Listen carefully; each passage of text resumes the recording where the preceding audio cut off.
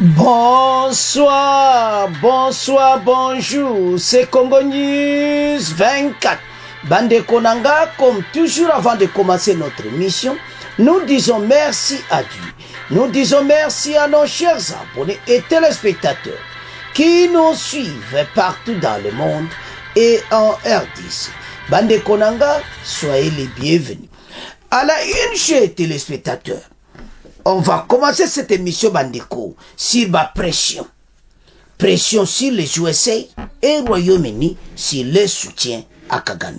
Bandeko ezasomo boko yoka comment na Royaume-Uni marche ezalaki nde bozomona panoana et puis tokolanda ambassadeur américain na Kivu boko yoka ndeni ya koloba. Bana mboka tozala connecté pe toko développer mon émission na biso. Deuxième point, chers téléspectateurs, la guerre à l'Est, Bandeko, tout dévoilé. L'Union européenne et la Belgique derrière Kagame. Boko yoka, ndenge nini, ba député oyo ba lobby, donc eza somme. Parce que boko yoka bango donc, Bandeko, eza mawa, Occident. Alors, tous à la connecter, peut-être développer mon émission là. Troisième point, chers téléspectateurs, Fachi se prépare pour la guerre. Renfort FARDC est arrivé de l'impressionnant arsenal émirati de FARDC à Goma. Beaucoup mona marche, beaucoup mona vraiment bango moko en vidéo bazakoya na mango deux assomo. Alors banamboka tous à la connecter parce que tango koki makamo Fachi alobaki. Chers téléspectateurs, émission na bise bandi. Toko kende directement na Royaume-Uni et pas wapi basalaki ba marche. Et puis ambassadeur américain azalaki na Kivu. Bandeko les deux pays USA dotolo baka Occident mobimba moto eza kopela. Obo yoka na premier point kutu mais auto kena deuxième point mais ça somo devant le Parlement européen. Donc, sur Makamuna Kagame, donc match eza kosakante lilo. Et puis, Fachi, oa yeli biso, eza somo, metozo ya na wapouan. Alors, toko banda, d'abord, avec ambassadeur ya USA akenaki na Nord Kivu. Akomi na Nord Kivu, basalaki ba interview. Batuna qui est position na bango parce que toso comprendre ti. Bino na Kagame bozandenge nini. L'ambassadrice américaine a zolobake en tout cas biso na Kagame toza sou na ba coopération militaire. Donc elle a dit la vérité que bazala ki na ensemble. Biso to pesa ke lisu ba arme te. Donc so va le to pesa ka lisu te. C'est-à-dire dans le passé bozala ki ko pesa. Eza ya kuinda. Batalobi su biso na bango. Ba coopération militaire ezalaka lisuti.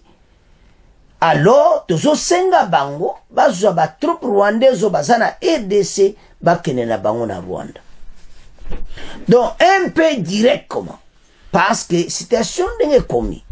Vous vous souvenez le chef de l'État lors de l'émission où il passaki na RTNC. On lui avait posé cette question. Il avait dit que baza bato to collabora kana bango bien. Et là que c'est important ça pour na biso wana maloba mukonzi. Mais biso faut battre la mboka. Totalement. Pas c'est précieux comme pas ba américain na ba anglais ya Royaume-Uni ba comme na problème sérieux parce que tozo na deuxième partie à Royaume-Uni. Ana tozaka na USA.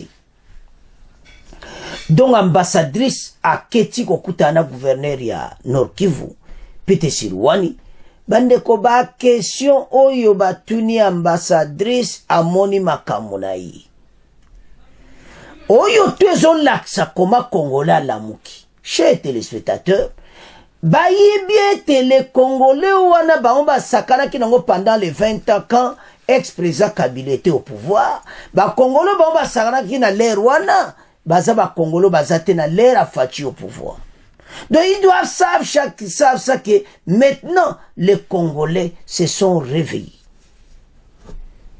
Parce que oyo bazai ko sala kala. Bon ba kanisa ba ko continue ngo lisusu lelo. Ba moni makamu na bango.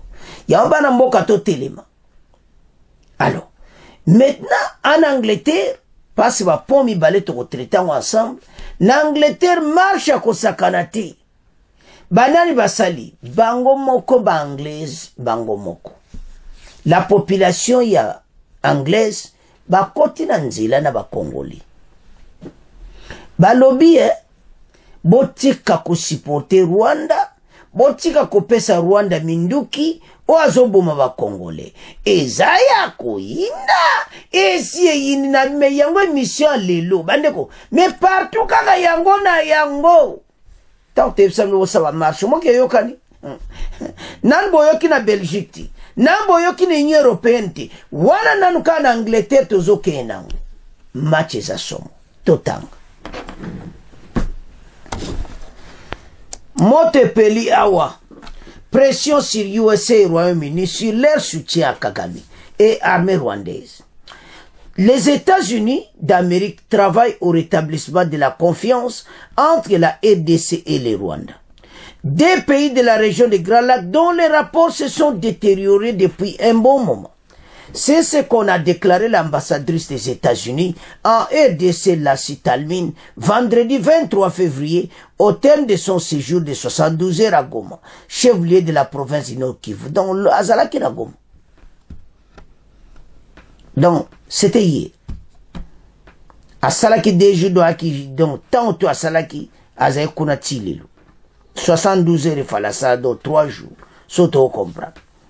La diplomate américaine a également fait savoir que dans le cadre de la pression sur le Rwanda, pour les contraindre à mettre fin à son appui aux rebelles du 1-23 dans la guerre de RDC, les États-Unis ont arrêté leur coopération militaire avec les pays de Paul Kagame. Bah arrêter coopération militaire donc parce que bazaki pena mutu moko. Match za mubulu. Nous avons arrêté l'assistance militaire au Rwanda. Ah. Omoni?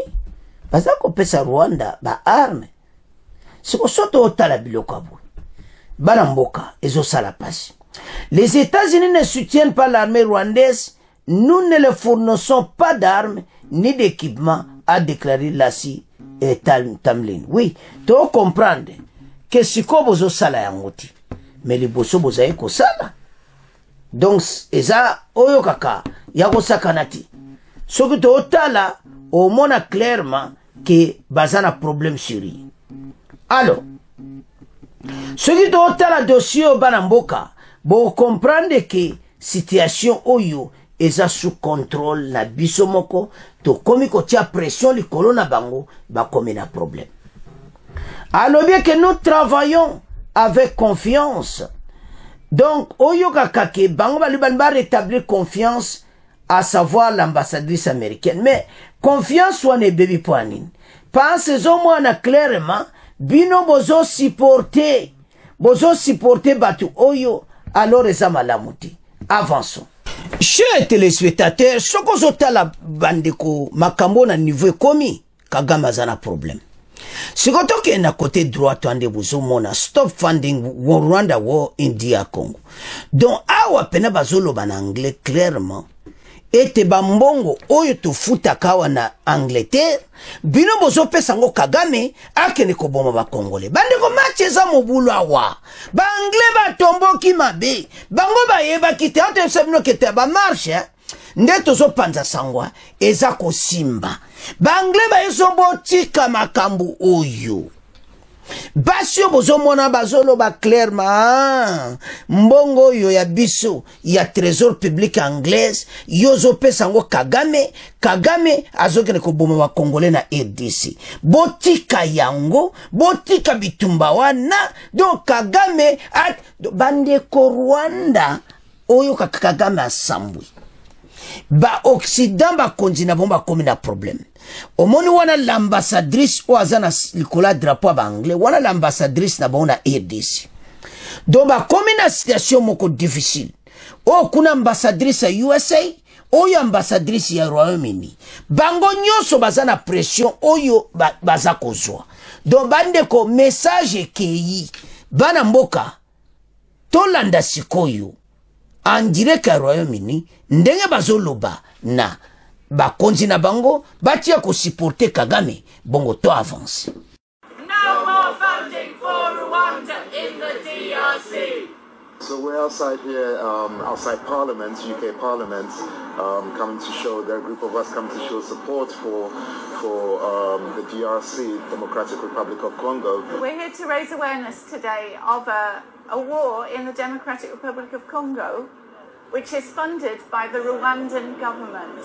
And to point out that our government, when it made up the Rwandan plan for refugees, actually gave Rwanda £220 million for so-called economic development. And clearly they're using that money in a war against DRC. And so effectively our taxpayer money is funding this death and destruction in Eastern DRC. 240 million to date, more money to be sent. This must stop. Bana mboka toyebisa bino message yokani balobi na bango ete bambongo oyo bafutaka na trésor public anglaise mbongo wana nde yango wana bopesa hakuna na Kagame abomaka bakongole. Arrêtez cette guerre, boza kozwa bokopesa Kagame ba arme, boza ko coopérer na Rwanda po boboma batu na RDC. Bandeko banglaise na bazaki direct. C'est dans balobi penza. Yango toyebisa bino ke match est comme na niveau mususu. Donc oyo kaka la diplomatie. Ba marche ya ba congolais. Na mokonza mboka partout azo dénoncer même azaki na Union africaine. Donc makambo tozoloba Rwanda pression eza kwa makasi. Le président de la République avait raison quand on lui avait demandé que à moins escarmouche guerre facha lubi tan oni makambo ndenge za lelo ezaki na ndenge za na le Rwanda. Pour le moment makambo ezokende na kote ke boyebi ba mindele so bayebi ke bango moko peuple bosana gouvernement bango basaka cop nomba ba benda balare pana so ba bomaka bato, mais la population européenne ye moko tanga yoka kama kamba boye pesa ka bango kanda tabande ko bango pe bazana ba difficulté population so ba mune bela mbongo zo kende na Rwanda ba koro ba uto sala ba réfugié koute zo foire nango et puis so ba taliba mbongo ba pesa ka Kagame ba pesa Kagame ba arme ba pesa ka Kagame ba mbongo yango peuple ya tomboki alobi arrêter la guerre. Ba Congolais na RDC baza kokufa. Message et yokani. Chers téléspectateurs, la situation actuelle est comme penda donc na ebite sona lobani. Donc on appelle que eza di plaisir pour message et yokani. Le Royaume-Uni azaki na intérêt à Rwanda ba coopération bandakala.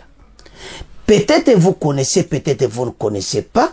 Rwanda a comme na Commonwealth. Donc il y a des pays où Angleterre, Royaume-Uni ba dirijaka ensemble. Alors, ndebo mona yango mona koma balobaka anglais na Rwanda. Donc eloko dente sabino que ba kopo tu basalaka na Rwanda e baniko koma na po ebimi na poisson. Makamusoko ebimi boya ezesuna be fete. Au monde bazawana bakomi étouffé. Et puis, mondele so kop na ye bana wumsa atala efase kama kama. Parce que ça ça faux. Bon mon l'ambassadrice américaine na Nord Kivu. Question batuni. Alobi to pesa Kagame ba arme te. To coopération militaire ezalaka lisu te po ezalaka. Donc pele coopération militaire ezalaka. Donc c'est que vous avez ko pesa ba arme. Alors, si ko ba arme ande anzo bomba wa Congolais. Ambassadrice wa USA na Goma djoki pena souka na ba question. Alors, maintenant si les deux pays États-Unis na Royaume-Uni mawa trop. Royaume-Uni koute pas na le national. Donc yé pena kop na baona Kagame le col les eaux foirées, pas ces eaux foirées, non. Bon, on a une mission, Mikolo, donc ils ont dénoncé. Et puis, bah, en Angleterre, bandeko, bah, Congolais, bah, marchaki. Yako sakanate. Yango moni makambo. Nde bolandi, bah, Congolais, pe, bah, zalaki wana. Ensemble, na bango moko ba mindeli. Pour na ko dénoncer situation ou. Et zo laksa clairement était dans la bonne direction. Ya ba konzi, bazo kena makambo boy. Mais rien n'empêche pas. Option militaire est toujours à la mesa. Kagame zo komana suka. Pression tellement ndenge zo kende, azana problème sérieux. Alors, bana mboka, to landi biso nyonso wana. Bon comprendre que Maxumba message yokani, yang bo continue, même des marches, les États-Unis, bon chrétien Maison Blanche, bateau bon sala ba marche contre bateau yo bazo supporter Kagame, comme ça qu'ils arrêtent et puis Kagame a commencé en force. Azana ngoli chute. Entre-temps, biso tozo sala ba renfort. Entre-temps, fade ça zo continue à tozo na poisuka. Match za mobulu lelo. Alors, bandeko, tonto résumé pour moi que pour le moment, ba pays occidentaux bazana oyo kaka na problème. O baloba ke si yindi e yinda kaka message yokani bakomi bakonko attaquer ba na population na bango moko ndeto landi ba anglais wana. Bazolo ba clairement ke botika puis bazolo mec point que ba mbongo tu bafuta ka ba taxe ezo kendaka ko pesaka Rwanda abomaka ba Congolais na RDC. L'heure est grave. Alors, banamboka, to komotika, premier point, to komoke na deuxième point. Alors, chers téléspectateurs, to kobi na deuxième point na biso, guerre à l'Est, tout dévoilé sur makambo nyonso oyo Union Européenne na Belgique bazakosala. Toko banani Union Européenne. Ministre Bango européen, devant le Parlement européen, alors bozo zoba arme bozo pesa na Ukraine. Boza ko pesa Russie ba sanction. Mais pourquoi na Rwanda bozo sala yangote? Et puis encore, bo sa suba siantir ba accord na Rwanda. Bozo pesa Rwanda mbongo abo makaba Congo. Bande ko message zaka ngandenge moko. Donc ba pays oyo bazo subir oyo kakasuka na pression Kagame maele sili. Azo mona pena ke 8 tension yo, pression oyo ti ya kujwa sanction. Et puis a ko retirer Batuna même avant Makamboto. Maintenant, il a un problème sérieux. Baza ko insister abimisa Batuna ye pourquoi Union Européenne a komi koloba ba France nyonso message ba komi na Sony. Alors Marc Oazali député européen yé penda à lobby clairement que batu oyo na mboka na ndenge bazako be européen de bozo supporter ye mbozo pese ba mbongo asomba kaba arme aboma kaba congolais. Donc quand les blancs disent ça devant même le Parlement européen, ça fait du bien pour la RDC. Et ça a du plaisir. Et puis message na ndenge yokani. Toyebite na mikolo ezakoya. Il y aura des décisions très claires, précises à Kagame. Et puis il va retirer ba sodane na kati ya mboka na biso. Parce que nazo mona message zo keka direction moko. On a premier po totangi ya banglais, siko tozo kene na Union Européenne. Totanga. Guerre à l'Est, tout dévoilé Union Européenne et Belgique derrière Kagame. Le protocole d'accord conclu entre l'Union Européenne et le Rwanda pour favoriser le développement des chaînes de valeur durables et résilientes pour les matières premières continue de susciter de vives réactions non seulement au niveau national, mais divise également l'instance européenne. Dans une brève déclaration publiée sur compte X, l'eurodéputé Marc Botenga affirme sans tergiverser que le protocole sur les matières premières conclu par l'Union Européenne avec le Rwanda est une honte. Pour cet homme politique belge, l'Union européenne veut profiter de la guerre en cours en République démocratique du Congo pour spolier les Congolais de leurs richesses naturelles. Marc Botengenda a demandé à la présidence de la Commission européenne, Ursula von der Leyen, et la Commission européenne aux partenaires internationaux, Jita Opalan, d'annuler cet accord. Na moi je suis signé. Annuler l'accord wana.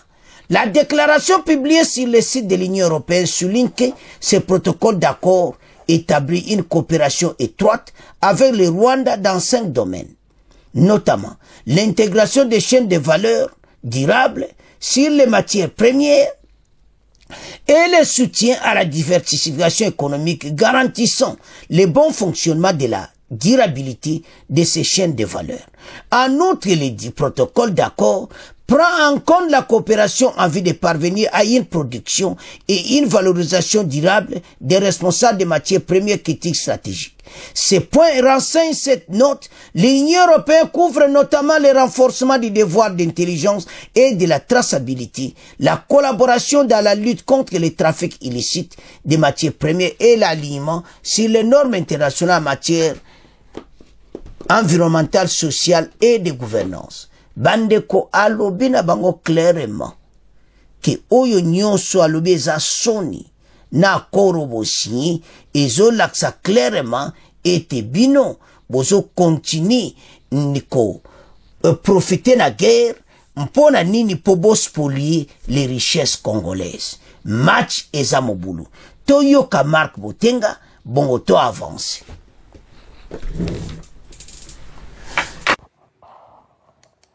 La Russie a envahi l'Ukraine, l'Union européenne, les États-Unis se sont mobilisés. L'Ukraine reçoit des armes, des chars, bientôt des avions de chasse, sans doute, et la Russie est gravement sanctionnée, avec comme objectif l'effondrement total de l'économie russe. Mais quand la République démocratique du Congo se fait agresser depuis des années par le mouvement M23, rien, quelques belles paroles, pour tromper, pour enfumer, mais aucune sanction réelle contre le Rwanda qui soutient ce mouvement. Alors la vie d'un Congolais, chers collègues, vaut-elle moins que la vie d'un Ukrainien? Kichanga, Bambo, Rutshuru, Kishishe, Nyiragongo, combien de territoires de la République démocratique du Congo doivent encore être frappés, occupés ou asphyxiés comme actuellement Goma avant que l'Union européenne ne réagisse? Pire, le Rwanda reste un partenaire de la Facilité européenne pour la paix. Cette facilité, cet instrument qui sert en réalité à livrer des armes. 20 millions pour le Rwanda, mais quelle hypocrisie, quel décalage entre les paroles et les actes ici. Pourquoi l'Europe agit-elle de la sorte? Clairement, il y a des intérêts derrière. L'Europe a besoin du cobalt, du coltan, des ressources, des richesses premières qu'on trouve aux Républiques démocratiques du Congo. Et du coup, un Congo affaibli, voire balkanisé, convient très bien à certains gouvernements européens. Bandeko tolandi biso nyonso Marc Botenga. Bozo profiter na guerre eza na est.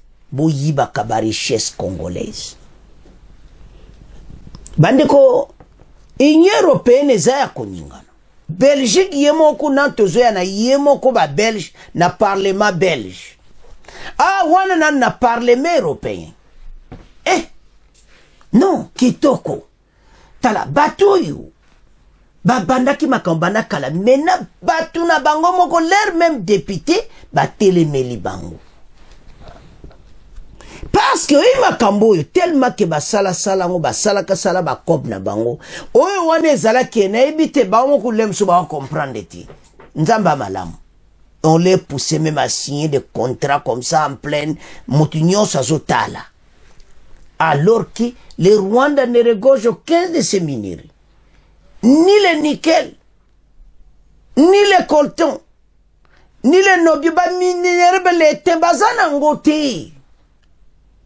Mais en retour, ils ont signé parce que Yaïbaka, bandeko, ozo yibe pas reseller. Sogi Yaïbaka, yoboko moyibiti. Le président l'avait dit que basako soeza bakor moko soni. Et puis, Marc Botenga lui pena que ça la honte pour la Union européenne.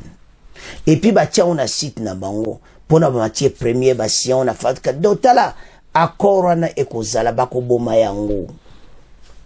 Pression nga na moni bakoboma yango. Donc cet accord sera annulé bientôt parce que trop c'est trop. Ba Congolais ba lembi boyo bozo boma ba combien de millions qui sont morts. Voilà. Wana in Europe to qu'est-ce qu'on a ba Belge. Bande ko Raoul kuna na kati ya zape présent à parti kuna na Belgique devant le parlement belge yepe ya yekute za lisusu somo alobi bino penzako boza pena kopiye ba ressources congolaises bozo pesa Kagame mbongo abomaka ba Congolais à l'est yepe na sanzi na ndenga moketi alobi ke ba makambo oyo na ba contrat minio bo signé Rwanda zana ba minere wana te. C'est un blanc qui le dit. Rwanda zana ba minere wana te. Bino bozo yiba ba minere à RDC à travers le Rwanda. Akora bo sali ezaba minere zo kutara RDC bozo lekezo laksa clairement que bozo yiba ba minere ya bo tika guerre continue batu ba continue kokufa. Ezaya kuinda esie indi bako kende wapi tebisa kibinote. Omoni era ngo kokyo manga facha lobaki tala mokonza mboka swazo lobato yoka. Maintenant facha raison. Magi ya les erreurs du passé. Alo mbaloiti. Alo le contexte actuel Kagame a un problème sérieux. Message yoka. Parce que fachi mutabana ki diplomatie. Fachi mutabana ko ganga ka partout. Lelo mokile yoki. Lelo bango mo ko attaquer bango na kata parlement. Totanga Raoul na kata parlement belge. Somo. Oh, yindi Raoul penda yoka suka na colère. Le président du Parti du Travail de Belgique, Raoul Edebo, a dénoncé jeudi le silence de la Belgique et des groupements occidentaux face au massacre dans l'est de la RDC, démocratique du Congo. Quand la Russie envahit l'Ukraine, à juste titre, c'est la condamnation. Ce sont les sanctions, ce sont les livraisons d'armes à l'Ukraine, mais quand il s'agit de la République démocratique du Congo, rien. On n'aide pas. La vie d'un Congolais ne vaut rien. Tel pas vie d'un Ukrainien, balobi via Congolais et kokarina Ukrainien. C'est la question que tout le monde d'Afrique se pose. Pourquoi ces deux poids, deux mesures? Qu'est-ce qui se passe dans la politique belge aujourd'hui? Pourquoi ce silence s'est-il interrogé? Pourquoi la Belgique a vendu Niazo Salé le côté? L'heure est grave. Et de poursuivre, non seulement la Belgique ne fait rien, non seulement les États-Unis ne donnent rien, mais hier encore, l'Union européenne a signé un accord avec le Rwanda, un accord sur la gestion durable des matières premières. Nous y sommes. Les coltans, les cobalt, les nickel, les diamants, les cuivres, voilà la raison pour la guerre. Laquelle la Belgique n'intervient pas. C'est le business, c'est l'argent. Alobike, Rwanda azana ba matière première wanati. Ezaya RDC. Siko na yo bate bato bakosuka wapi. Na be intervention ya boy. Ils n'ont pas de matière première. Eza ba kolta na biso, ba or na biso, yangonde ezo kende na Union européenne. Ah, en tout cas bato yo. Oike ba sambwe na ndenga mukiti. Alors, tonana Raoul Edebo, Bongoto avance. Madame la ministre des Affaires étrangères du Royaume de Belgique, je vous interpelle sur la situation dramatique du peuple congolais. Je pose la question, pourquoi la Belgique n'intervient pas? Pourquoi la Belgique n'intervient pas pour aider la tragédie du peuple congolais à l'est du Congo? 5,4 millions de morts, des centaines de milliers de déplacés, 1 million de réfugiés à Goma, et une responsabilité écrasante qui pointe du doigt le Rwanda présent à l'est du Congo avec son armée. Et que fait la Belgique? Rien. Rien. Comment est-ce possible? Quand la Russie envahit l'Ukraine, à juste titre, c'est la condamnation. Ce sont les sanctions. Ce sont les livraisons d'armes à l'Ukraine. Mais quand il s'agit de la République démocratique du Congo, rien. On n'aide pas. La vie d'un Congolais ne vaut-elle pas la vie d'un Ukrainien? La vie d'une Congolaise ne vaut pas la vie d'une Ukrainienne. C'est la question que tous les peuples d'Afrique se posent. Pourquoi ce 2 poids 2 mesures? Qu'est-ce qui se passe dans la politique belge aujourd'hui? Alors je vais vous le dire, Madame la Ministre, non seulement la Belgique ne fait rien, non seulement les États-Unis ne font rien, mais je vais me dire plus. Hier encore, l'Union européenne a signé un accord avec le Rwanda. Un accord sur quoi? La gestion durable des matières premières, nous y sommes. Le coltan, le cobalt, le nickel, le diamant, le cuivre. Voilà la raison pour laquelle la Belgique n'intervient pas. Business. C'est l'argent, c'est ce que mes amis congolais me disaient. J'ai travaillé 2 ans à Kinshasa et ils me disaient, Raoul, ce qui se passe en fait avec le Congo, c'est ça, c'est que notre sous-sol est plein de richesses et que l'Occident regarde pour se faire de l'argent, parce que ce deal avec le Rwanda, soyons clairs, c'est pas du Rwanda que viennent les diamants, c'est pas du Rwanda que vient le cobalt et tout. Tout ça vient de l'Est du Congo. J'ai envie de dire à tous mes camarades congolais, et à l'ensemble des peuples africains, on le voit aujourd'hui, les puissances occidentales ne pensent pas à votre bonheur, elles ne pensent qu'à une seule chose, c'est l'exploitation de votre sous-sol. Vous pouvez aujourd'hui, vous pouvez croire à vos propres forces. J'ai envie de dire, mon peuple congolais, pensez à cette pensée de Patrice Emery Lumumba, cette force du Congo, justement. Pensez à Kwame Nkrumah, justement le panafricanisme qui doit être là. Pensez à Thomas Sankara, qui disait clairement, effectivement, que les peuples africains peuvent prendre leur destinée en main. Ne comptez pas sur les gouvernements occidentaux pour vous soutenir, mais par contre, les peuples d'Europe sont à vos côtés, les peuples africains, pour vos combats, pour une vraie indépendance. Et... Raoul Edebo Ayindisi. Au moment comme Tolobaki, bazana problème sérieux. Maintenant, bako salandegini. Bande ko bozola na message ngwa. Oyo kuna lobby. Oyo kuna. Bangu ba mindele yindi donc et na kati ya Occident les messages yokani. Bako suka wapi. Bande ko to partager yango. To pesa baninga nyonso puis yebisa baninga bazana émission te bayambango makambo za minenda wa po asuka fatia indisi mais tozo ya rapport. Alors voilà comment l'Occident va comme na sonné devant le parlement belge. Azo savons que silence a boyandingini. Il a vu à Congolais. Eza ndenge mona Ukrainien te donc Ukrainien bobikisa bango ba Congolais bakufa et puis bozo ba arme na makambo nyonso bazo collaborer bazo pese ba mbongo asoma ba arme atangi ba minerabi o eza les affaires bandeko tolandi eza clair en français Montepeli Tefsa ibino ki makamboza minene wana ça ce n'est que le début. Fachi l'avait dit. Kalate bokoyoka. Tala RDC nzamba lingi biso. Bango bazoye bate ba richesse nzambe mutapesa biso. Atiango po Congolaza na via bien.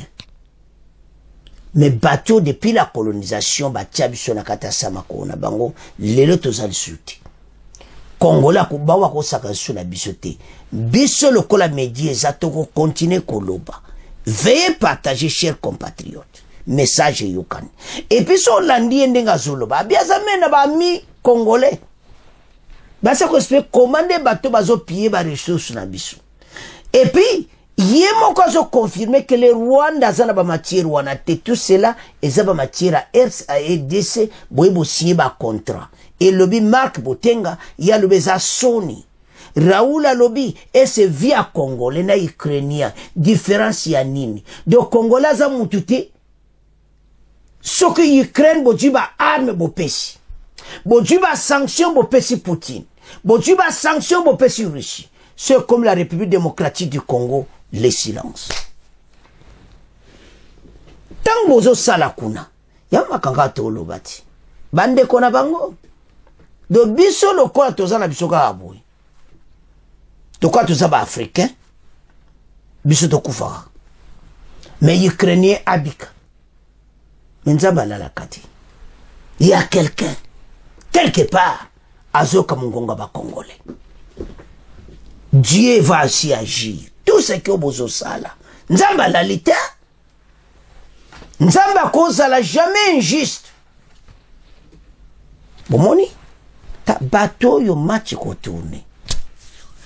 Kakaba y a un problème sérieux et surtout au moins ba anglais ba ça très compliqué ba anglais quel que soit makambo ndenge zalaki so ese bimi na poisa boy boko yoka mikolo koya d'abord ba contrat ne ona ba réfugié kutu ba anile ngo ba mbo ba 120 millions ya zozela ya Beirut akozwa ngo lisuti ba mbongo to ya zozela kozwa yango te coopération na Royaume-Uni baza ko anile yango kala te parce makambo comme na niveau mususu Kagame a un problème na ebite ndenga zoka akoma parce que mena makambo epanzani boya kosuka wapi bana mboka bo partager yango so nano s'abonner te s'abonner to partager ma solo to solo la pona mboka chers compatriotes et je suis tenté onga na zamutaboui onga mutaboui onga iboy te ba chaîne ya katolande mission to partager yebsa baninga ba s'abonner tala makambo yo ezaminene. Notre pays est agressé. Kaka ndenge Ukraine est agressé. Yangwana bango bazoloba. Bojiba arme au pesi Ukraine. Pourquoi pas la République démocratique du Congo? Belgique a une coopération militaire na biso. Pourquoi Belgique a coopéré sur ba arme ti? C'est la question que tout le monde se pose. Yangwa yatuni. Pourquoi Belgique a coopéré sa même République démocratique du Congo ba arme ti mais bo pesi Ukraine? Kalate bako réagir. Ya omo Russie mbala mo aluba pesa biso ba arme. Makambo ndenge zokende il y aura un problème sérieux. Pas ce problème à Russie nde mutu pene zo boma bango. Bazo koka ko pesa Kagame sanction de pourquoi? Toko tia pression ti bako pesa e. Tozali awo. Alors bana mboka tolandi biso nyonso ba réaction to komo tika ngona bino. Tokomoke na troisième point et pas wapi mokonza mboka ayindisi. Chers téléspectateurs, o balobaka na Goma Nord Kivu yindi. Kagame aza kolenga. Terse kibino. Et cette fois-ci, baketine bakotika ngona grande barrière bakote zo mona na ngamba Rwanda bazo mona Arsenal congolais. Jusqu'à la petite barrière. Fatia sopi ba blendi. Tout le long, y a frontière. Renfort à FARDC na ndinga mukiti. Donc, a Goma eza ya koningana. Na Goma bazo beta mapoko baza koganga. Albuyoka ba Congolais bokanga Kagame vivant boka. Bande komona bana mboka ba unité na biso na sika. Obalata ka ver wana mbangu na nzela. C'est du plaisir bande ko nazoka du plaisir d'être congolais. Songna mona ba action ambo ça me fait plaisir tokotanga. Arsenal militaire congolais et ça déployé au Nord Kivu wane uto yakalati o suka na ba blindi o ezana ba missile ba biloko ko sakana de non tango wane ko beta do eza somo. C'est pour cela que Fatia du Makambo très sérieux. Il y a un soldat congolais, Mokonza Mboka azasima na bino. C'est que Mokonza Mboka osala ba congolais ba mona yango te na RDC. Ba congolais depuis l'état colonial ba mono bazako mona te. Même na l'ère Mobutu ba mona biloko yo te. Bandeko, oyo kaka suka na ba blendi. Bakar blindé de ya kosakana ti. Ça coûte, mais Mokonza Mboka zo sala tout pour cette guerre. Guerre il faut comme à un niveau que penaki Kagame amona que oui. Parce que l'eau que ezaki tende yango. Yango te sabino que armée azo bundane sengo baza pena en forme. Baza na nyonso. C'est pour ça Mokonza Mboka hebse que tala saki wana bakutika kolikati. Ezanda partir à saki tokozongisa bango nyonso tina bunagana. Alors, quand Mokonza Mboka azolobaka azobongisa arme bino ozomona onkaka boyi. Nzoka ne match eza propre. Alors, Les unités sont arrivées à Goma, bakoti na katanzila. Mais Goma eza koningana. Ça fait du plaisir. Et ça la et sengo ya kozala congolais. Banamboka. Tout ça là derrière cette équipe FARDC pour m'assurer ça kitoko. Alors, bande konde bozo mona wana. Boko mona toko tiela bino. Ba blende wana nyonso. Bon mona ke mokonza mboka Juma Kambo yo sérieux contre agression rwandaise. Rwanda asakani na biso. Biloko nyonso ekiti kuna ya kosakana te. Passe moins donc on a clairement que makambo za kitoko. Prenant très au sérieux le renforcement des dispositifs défensifs et militaires rwandais sur la frontière entre le Rwanda et la RDC, plus précisément autour de la ville de Gisenyi du côté rwandais, à partir de la Grande Barrière, Petite Barrière montant jusqu'à la Borne, le gouvernement congolais joue à la prudence. À en croire les médias Afrique Intelligence, qui est un quotidien publié en français et en anglais, se donne il pour mission de décrypter l'actualité des pouvoirs économiques et politiques du continent africain. Pour renforcer son dispositif de défense autour de la ville de Goma, encerclé par le groupe de l'armée rwandaise, Bandeko, l'armée congolaise s'appuie sur de nouveaux blindés de fabrication émirati. Yapende outil émirat arabe. Pour ces médias, des blindés hélicoptères ainsi que d'autres armements constituant un important arsenal militaire sont visibles dans la ville de Goma. Balobi naba ba ninyo yoba hélicoptère et ça n'a qu'à ville à Goma. Ces derniers mois, la coopération entre Abu Dhabi et Kinshasa a pris de l'ampleur sur les renseignements africains. La RDC a-t-elle un contrat militaire avec les Émirats Arabes Unis? Une première vue, non. Mais de l'armement aux mines, les paramètres du rapproche entre les deux pays sont visibles. Selon certains observateurs non officiels dans plusieurs secrets à Kinshasa et à Abu Dhabi seraient en train de finaliser le contour d'un accord inédit. De vastes projets miniers, celui qui pourrait également comprendre un volet militaire, comprendre le contour de cette collaboration. Donc, volet minier pesa koya. Donc, ezoko laksake collaboration, ezoko na niveau mususu. Alors, soko otangi ango teduit tanayo, okomona ke collaboration otozoke na ona bato yo, ezaya kosakana te. Bali wana bako vivre pe ango très bien. Bako mona pena ke oui. Bana mboka pena ba telemi. Bandeko, esa pambati. Le pays a été menacé par Kagame. Nandenga mukiti. Et maintenant, bisonyos de telemi. Parce que bakoki komeka subo ete. Bango monde bazawana. Mayele esili bango.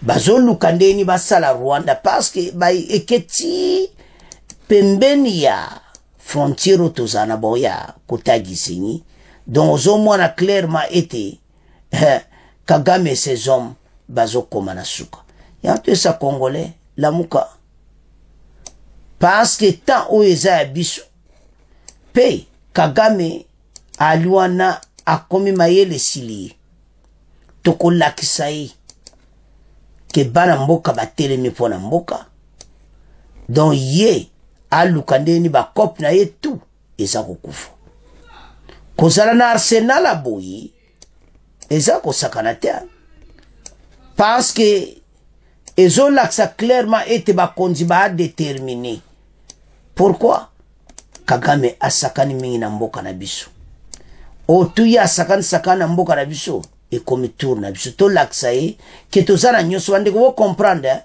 tanga wana balobi que des hélicoptères eza visible partout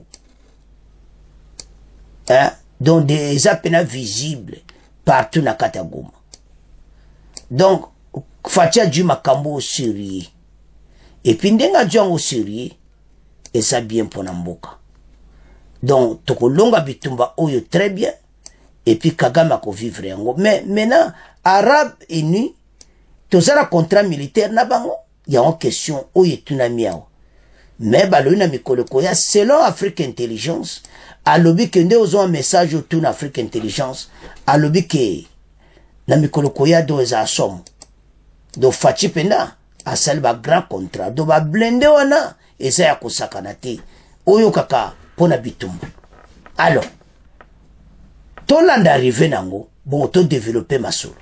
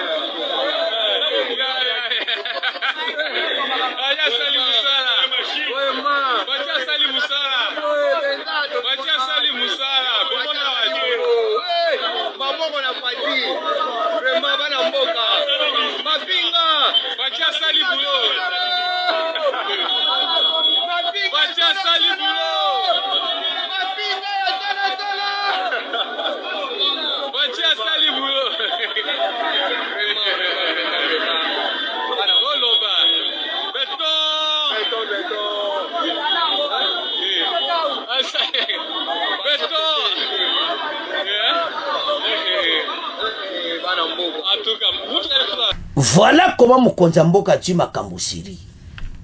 Bolandi bana Goma ne bazoganga. Azubokanga ye, kaga me dozoka bazoboni penga ye oui, makamba ngubalobi des hélicoptères de combat. Ya modèle ya Arabie Saoudite, ya Émirats Arabes Unis, eza komona na kati ya Goma. Donc ma solo eza kitoko.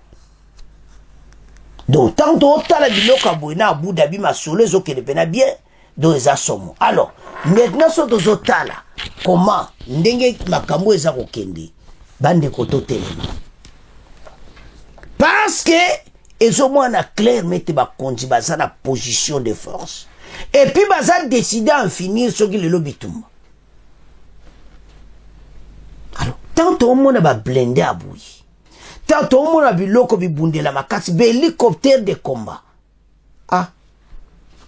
Yako saka ba arme ko yako saka te ba contrat militaire fachazo sala partout de contact. Azana besoin arme comme arme moko ko sakana te. Comme ça monde yoka la RDC. Et je ça la fierté mboka. Ya onto sa ba congolais to la moka. Ta omone fachi aza pena la souci mboka. Azoluka arme koma oyo kaba parce biso za un grand pays. Soki le to za biloko nyonso nana koko kanabiso. Un pays à plus de 100 millions d'habitants. Soki le to to battre sur ko sa sous ba recrutement. Tala.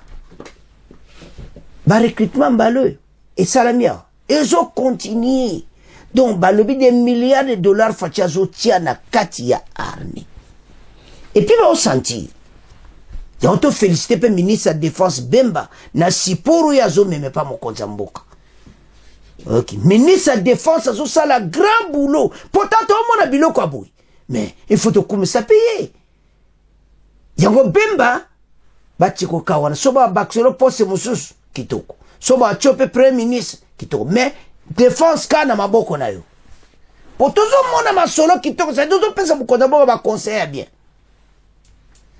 Donc eza félicitations na chef d'état-major Chiwewe na ministre de défense na Yemoko Fachi makamu kitoko baso pesa armée et loko bazana posana yo ya komeka.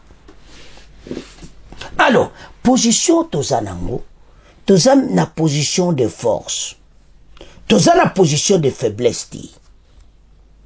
Et loko to lingai ki, monde yebaki, parce bango bazao kansa ezane ba rebelles. Ce ne sont pas des rebelles. Y'a tout ti le bande ko apesa commenter ko benga bango ba 123 ti. Ngana zo benga bango armée rwandaise. Merci bandeko. Parce que yemo kontamboka soyabi au moni M23 vide, il n'y a rien là-bas. Yango tina pression oyo. Fatia Bako sola jamais na bango là, il n'y a rien. C'est Rwanda. Et puis ma solo na ina Kagame ezapo atuna yi. Et loko ni azo continue kwa ya kuboma wa Congolais. Adwa armée na ye abima na yango. Akende na yango. Nous il ne peut pas négocier. Na batuana Kagame eza pour parler l'axinini ngana zo tuno question pona nyoza kubomaka ba Congolais fatia lingi batu bazawa na bango moko be batu tu bazala ba témoin baza ya expliquer pourquoi zo ya kuboma ba Congolais atiki Rwanda ina armée na ina mboka na biso mais azokoma na suka et o esala mioyo baloyi ba keina ba blende ona ti côté à petite barrière tanga malamu Emir Arabi ni tanga yangwe wuti kuna. Alors, tant que tu as la bateau, na ba Bouddha bata bazambalo, tout ça déjà en contact na bango. Makamboza ko sakanate. Balu ba contrat mini zoia na Abu Dhabi. Makamboza minene eko salama. Donc ezo mwana clairement été bazana bonne direction ba konjamboka. Bazo supporter armée, balingi armée oyo koma armée moko plus forte dans le monde. Toza un grand pays, dont nombre de bateaux toza na bango eko simba, pe maksolo ekene bien. Alors, banamboka, émission lelo, bo partager. Sona no s'abonner te s'abonner, parce que ma kambo ezawa, monde ezaya koningana. Bo partager yango. Yango, tozo senga na bisonyo, to telema po na mboka. Président Rwandais, ayeba ete message, et si yokani monde entier a comme un problème. Et maintenant, ba blindé, hélicoptère, des combats, na kata Kivu, fatia kidisi yango, et puis zo tambola na kata cité, ba blindé zo tambola, ba namboka bazako ganga, to landi bisonyoso. C'est à ce point, comment clôturer mission na biso. To continuer ko s'abonner massivement. Au revoir, à la prochaine.